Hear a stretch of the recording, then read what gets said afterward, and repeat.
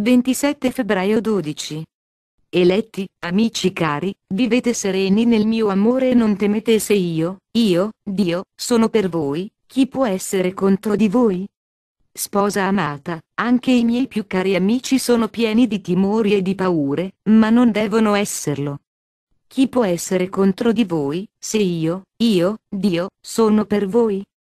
Possono i nemici nuocere, se io non voglio? Possono assalire, se io dico di no? Pensa a ciò che avvenne a Giobbe: il nemico imperversava e faceva gemere e soffrire, ma poté fare qualcosa contro la mia volontà? Mi dice amore infinito, per fare qualunque cosa chiese a te il permesso e tu dicesti questo lo puoi fare e questo non lo puoi fare. Capisci, piccola mia sposa, che il nemico è un mio schiavo e mi deve chiedere il permesso per fare qualunque cosa ed io, Dio, permetto ciò che serve alla salvezza delle anime e non permetto il resto.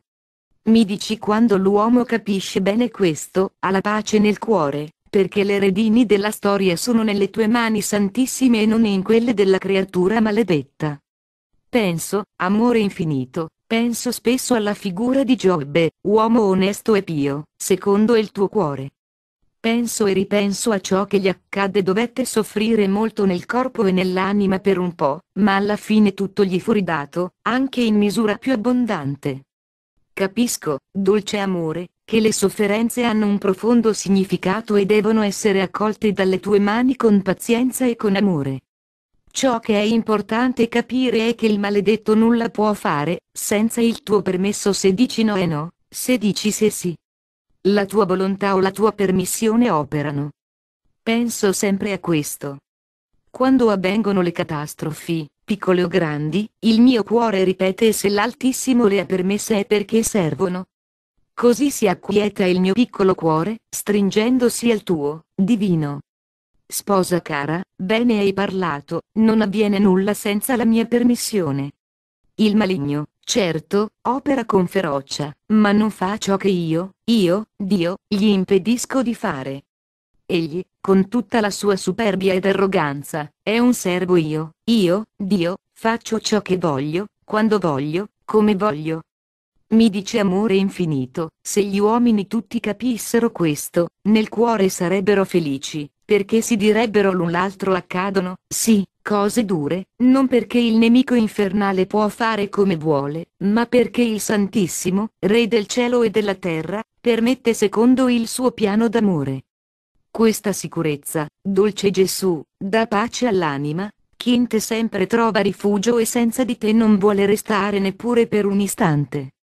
Sposa cara, già ti ho detto che l'uomo, se si sforzasse di capire, potrebbe essere felice anche sulla terra ed avere un anticipo di paradiso. Chi crede in me, chi spera in me, chi ha fiducia piena in me vive già sulla terra un anticipo di paradiso, la gioia del cuore e la pace, che nessuno può togliere. Mi dici dolce Gesù, se ogni uomo si facesse condurre dall'onda soave del tuo amore, facendo la tua volontà, la terra fiorirebbe in ogni suo angolo e diverrebbe il tuo giardino fragrante. Aiuta, dolce amore, aiuta a questa comprensione cresca la fede sulla terra e divenga una grande pianta che la unisce al cielo. Ricorda, sposa amata, le mie parole: chi ha fede, anche come un granello di senape, può spostare le montagne, può agire sulle forze della natura, può fare cose grandiose. Gli uomini della terra chiedono tutto per il corpo, ma assai poco per lo spirito.